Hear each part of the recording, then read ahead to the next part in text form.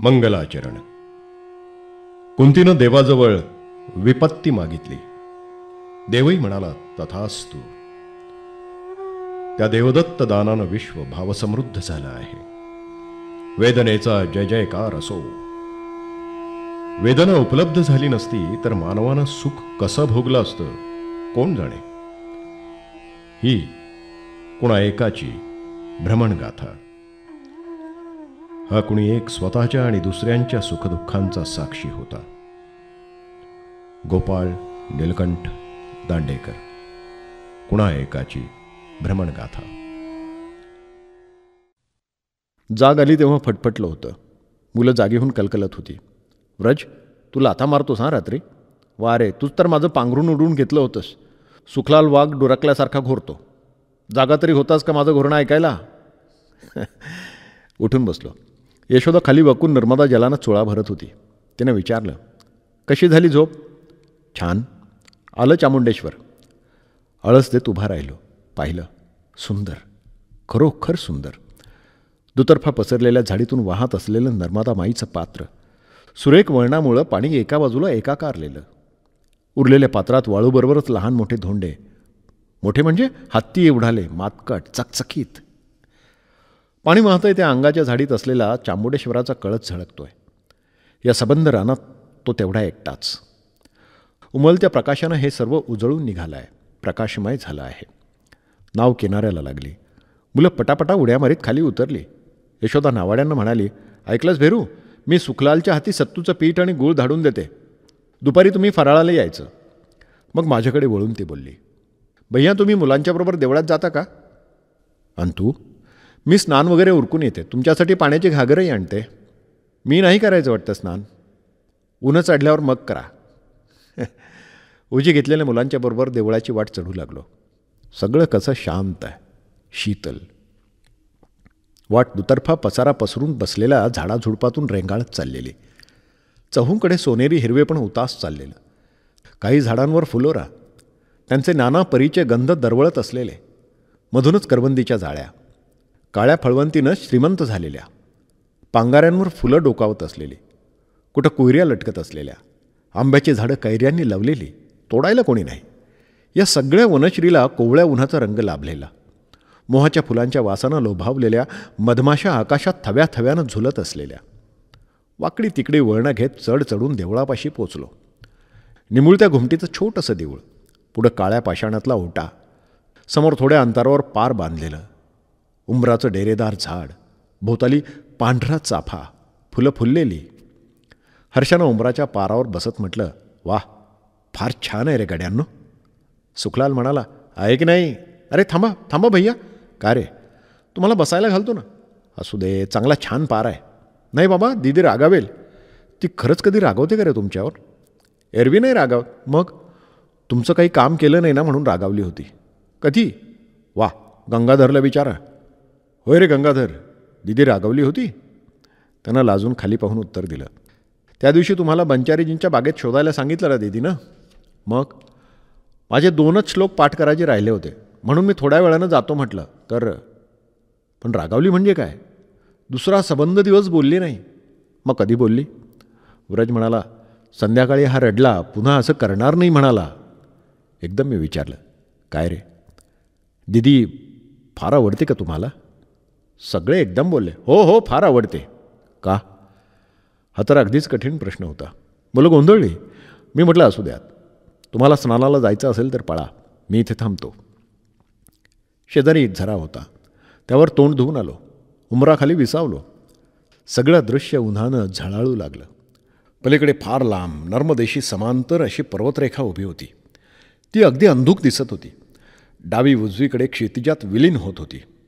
समोर खोलातून वाहणारी नर्मदा. एकदम मनात विचार चमकला, या खोऱ्यावर किती राजवटी राज्य करून गेले असतील. किती राजकुलं, किती सम्राट, किती राजाधिराज, किती सामंत. केवढा प्रबल अहंकार त्यांच्यात नांदत असेल. मी या धरित्रीचा स्वामी, पृथ्वीपती. खरोखरच पृथ्वी कुणी जर स्त्री असेल तर तिचे किती पती होऊन गेले? असंख्य. पण ती या तथाकथित पृथ्वीपतींना हसत असेल, म्हणत असेल, गर्व करा रे करा, बिरुद मिरवा, बहालदार चोपदारांकडून गर्जना दुमदुमवा. शेवटी मी तुम्हा सर्वांना माझ्या कुशीतच जागा देणार आहे.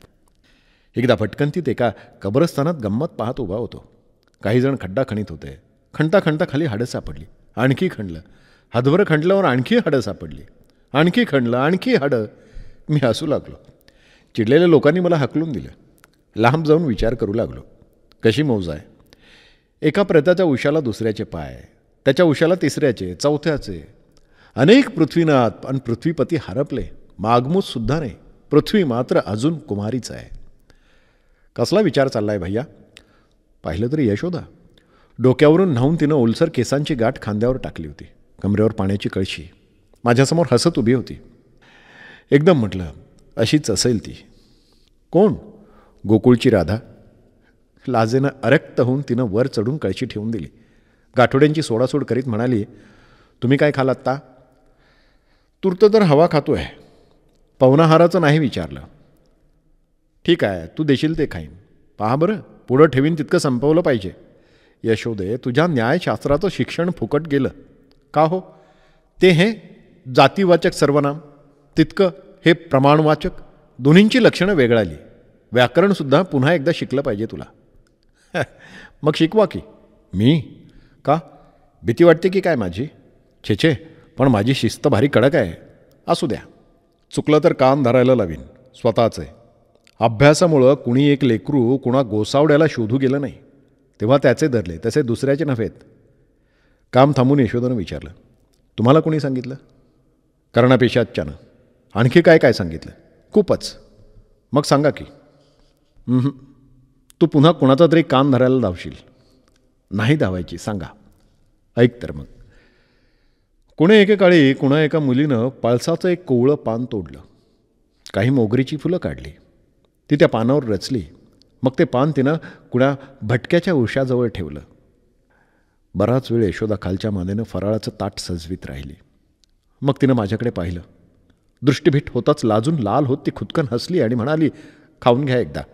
कर्णपिशाच्याच्या दंतकथा मग रचल्यात तरी चालतील. मी मुकाट्यानं खाऊ लागलो. यशोदेनं सोडलेला उसाचा कानी आला. विचारलं, काय झालं. कुठे काय. उसासा सोडलास तू. छे. ठीक आहे. कोल्हाळ करीत मुलं परतली. गंगाधर म्हणाला, दीदी मी चाफ्याची फुलं काढून ठेवू का. काढ.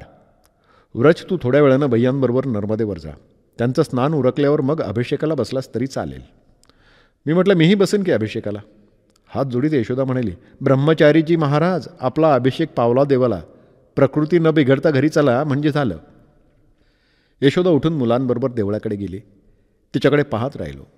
एकदम वाटलं की ईश्वर फार निष्ठुर आहे. त्यानं हे एवढं मोठं स्नेहाचं दान दिलं, पण ते सार्थकी लागणार नाही आहे अशा ठिकाणी.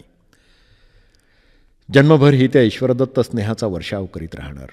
कुठंतरी खडकावर जलवर्षाव व्हावी तसं. काय त्या स्नेहवर्षावाचा उपयोग आहे काय. अशीच वनवासी पाखरं हिच्याभोवती गोळा होतील कुणी कुणी. अनेका पहाटेच हिचं अंगण मोकळं करून उडून जातील.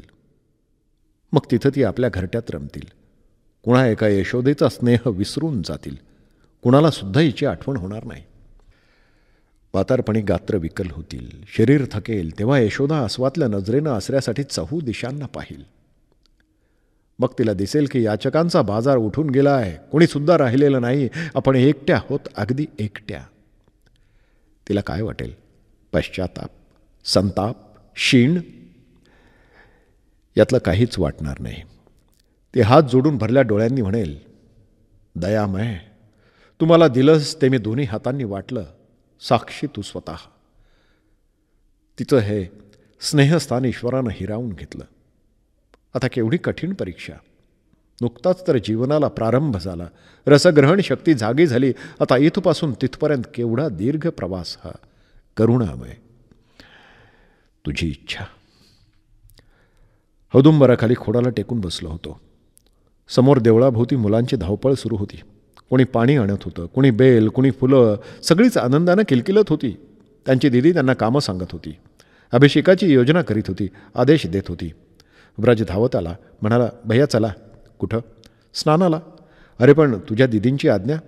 दिदीनीच तर पाठवलं आहे मला. तर मग चल. माझा पंचा कमंडलू घेऊन व्रज निघाला. त्याच्यामागे मी. यशोदा चौथाऱ्याच्या टोकावर येऊन म्हणाली, फार वेळ डुंबत बसू नका. ठीक, संध्या करू की नको? इथं येऊन करा, लवकर परत या, काम आहे. कसलं? इथं आल्यावर कळेल, पटदिशी या म्हणजे झालं. नर्मदेवर पोहोचलो. राबता पाणवठा नसल्यानं कुठंतरी स्नान करायचं.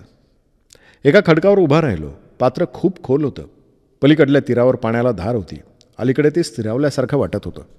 आज खूप दिवसांनी इतकं मोकळेपण लावलं होतं. पाण्यात उडी मारायची तयारी केली. उराज म्हणाला, भैया पोहू नका हां. पण त्याचं बोलणं कानाआड करून दिले उडी झोकून. किती बरं वाटलं, फार फार बरं वाटलं. तळापर्यंत पोचून तळची रेती आणावी म्हटलं. श्वास रोथून बुडी मारली. अंत काही लागला नाही. एक कासव मात्र छातीला घासून गेलं. मग वर निघालो. पाहतो तो खडक लांब राहिला. प्रवाह वर तर स्थिर भासत होता, तरी त्याला आतून चांगलाच वेग होता. उराज ओरडू लागला, बाहेर या भैया, बाहेर या. पाण्याची चूळ टाकत म्हणालो, येतो रे, ओरडू नकोस. म्हटलं खरं, पण ते स्वतःलाच खरं वाटेना. आजारपणामुळं शक्ती बरीच क्षीण झाली होती. उत्साहाच्या भरात उडी तर टाकली खरी. आता काही तड लागायचे लक्षण दिसत नाही आहे. प्रवाह जड वाटतोय. खाली वाहत चाललो आहे. प्रवाहाचं स्थिरपणे इथून पुढे 10-20 हात, तिथून पुढं खळाळ. त्यात सापडलो तर वाहतच जाणार. माणूस उगाचच म्हणत असतो की माझी शरीरावरली आसक्ती कमी झाली आहे, पण ते काही खरं नसतं. अजिबातच खरं नसतं. किनारा गाठायचा कसोशीचा प्रयत्न चालवला आहे, पण हात जणू निर्जीव झालेले आहेत. शरीराला त्याचंच ओझं झालं आहे.